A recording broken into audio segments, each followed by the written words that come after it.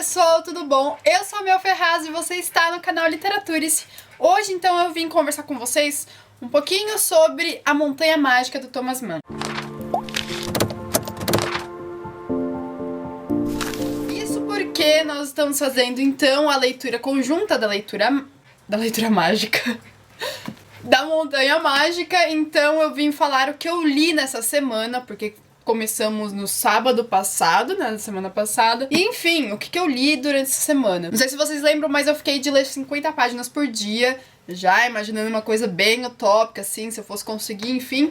Eu consegui ler bastante coisa, mas não aquilo que eu me propus a ler, infelizmente. Eu não cheguei a ler tudo que eu queria. Eu tive alguns probleminhas de saúde durante a semana, alguns rolos assim, mas eu li 250 páginas, o que daria aí 5 dias lendo 50 páginas por dia. Já fiquei feliz porque eu tava com medo de nem conseguir ler, né, 50 páginas, quanto mais 250. Mas enfim, vim aqui conversar com vocês o que eu achei da história até o momento, pra gente poder conversar lá embaixo nos comentários o que nós estamos, né, experienciando com essa leitura que, gente, maravilhosa. Eu só tenho um probleminha, que é, estou muito triste de não ter uma edição pra mim, porque eu sou a louca de rabiscar o livro, e esse livro ele merece, ele exige isso de mim, mas eu não posso, porque esse livro é da biblioteca. Então eu tô pedindo pra todo mundo, assim, praticamente, mas quase ninguém tem, né, porque esse livro tá bem esgotado, porque dia 15 é meu aniversário, então daí eu falo, ai, por favor, me dá! Brincadeira, eu não sou tão pidona assim. Seria muito bom ter um livro desse pra mim só, pra poder escrever e fazer as minhas anotações,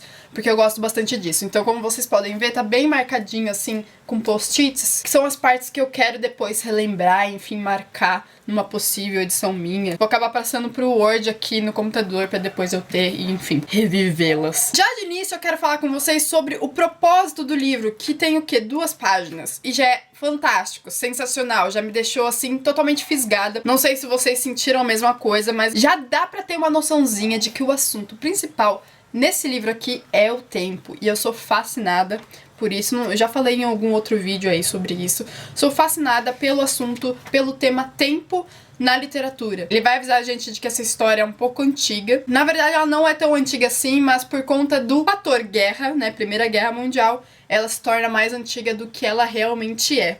Ele avisa isso.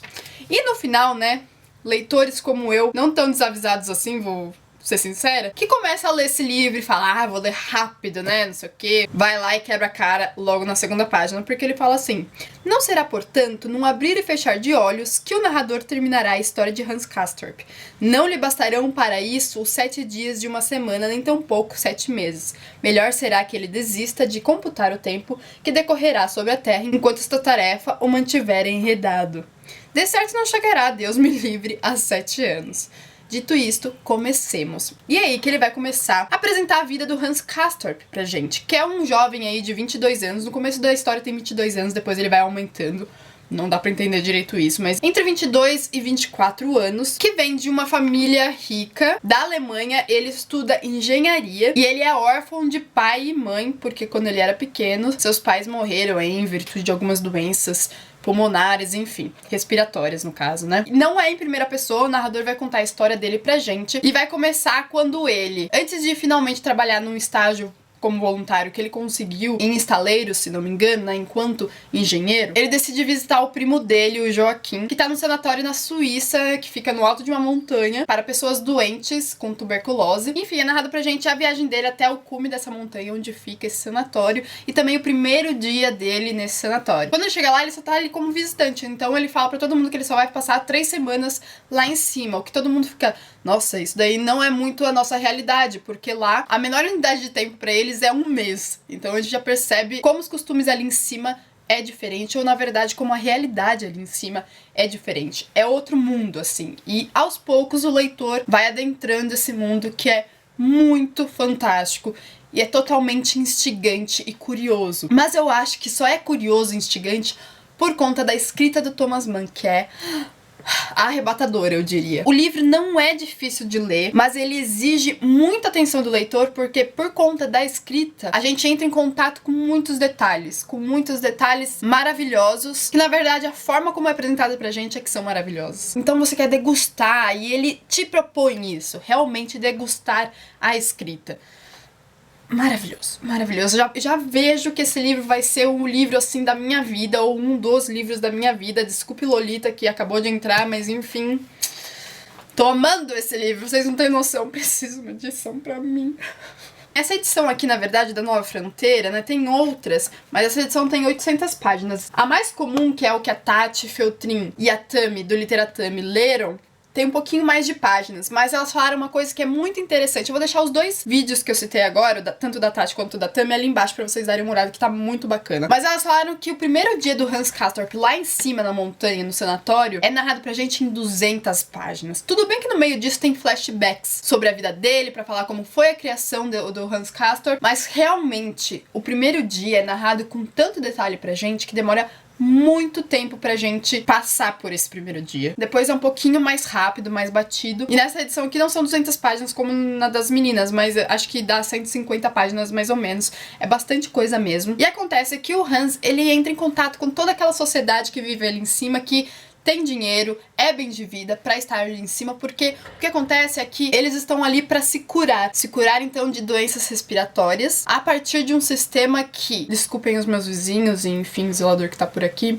domingo mesmo assim eles fazem muito barulho. Muito descanso, muita comida boa, de boa qualidade, gostosa, e exames de rotina sempre. Então o Hans, ele entra em contato com vários tipos de pessoas, assim, de todo lugar da Europa. E quando eu falo todo lugar da Europa, é todo lugar da Europa mesmo. Italianos, russos, franceses, alemães principalmente, como é o caso do nosso Hans Castorp, ingleses, enfim, de tudo, diria, da nata, né? São ricos, não tem como fugir disso. Eles têm 5 refeições ao dia e ele acaba conhecendo várias pessoas, vários tipos muito interessantes. Eu tenho que destacar 2 pessoas. A primeira é o Settembrini, que é um italiano, e ele é assim super cético quanto à sociedade, quanto o que ele próprio vive ali, e ele tem muitos diálogos interessantes com o Hans Castorp e com o primo do Hans Castorp, o Joaquim. Ele é bem filosófico, ele conversa sobre vários assuntos e, sério, são assim, diálogos, conversas um pouquinho mais difíceis de acompanhar, mas ainda assim dá. E eu não poderia deixar de citar a paixonite do Hans Castorp. Ele acaba conhecendo só de vista a Cláudia Chauchat, que é uma russa casada com um francês, que ninguém sabe quem é, enfim, nunca visitou ela. Até o momento do livro, ele não visitou, ele não apareceu, eu sei que ele vai aparecer mais pra frente. E uma coisa interessante é o porquê dele ficar tão assim cativado pela presença dela. Primeiro que ele conhece ela com a entrada dela no refeitório, que ela sempre entra atrasada, mas deixando atrás de si um barulho estrondoso. Existe essa palavra? Estrondoso? Acho que sim, né? Porque pra ele ela não é nada educada, ela deixa a porta bater e esse barulho pra ele sempre foi assim perturbador.